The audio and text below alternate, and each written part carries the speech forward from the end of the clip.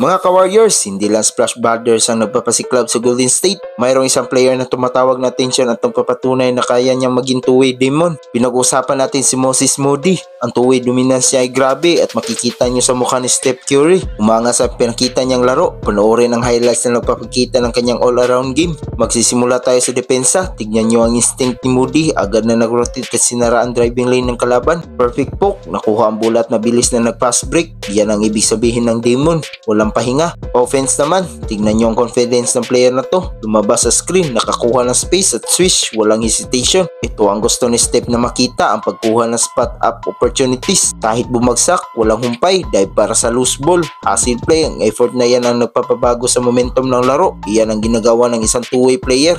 At tignan nyo ang reaction ni Steph Curry sa sideline. Siya mismo ang naghihikayat at pumapalakpak. Hindi mo mabibigyan ng praise ni Steph kung hindi ka naglalaro ng buo. Walang duda mga idol, si Moses Moody ang future ng Warriors. Ang kanyang two-way demon mode ay nagpapatunay na kaya niya maging elite sa magkabilang dulo ng court. Kaya naman Stephen Curry is a fan. Sa tingin nyo, kaya bang maging all-defense team member ni Moody balang araw? Mag-comment nga kayo sa ibaba at sabihin ang inyong palagay. At syempre, mag-subscribe na para sa iba pa nating Warrior analysis.